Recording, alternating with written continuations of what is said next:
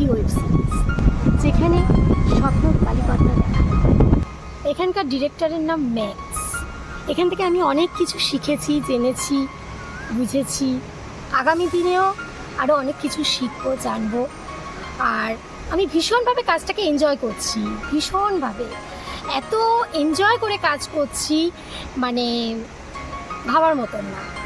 খুব শীঘ্রই আসতে চলেছে আমার ওয়েব সিরিজ আমি সেই মেয়ে। আপনারা প্রত্যেকে দেখবেন। আর আমার এই ছোট্ট ভিডিওটি যদি আপনাদের ভালো লেগে থাকে তাহলে লাইক কমেন্ট করতে ভুলবেন না। বাই।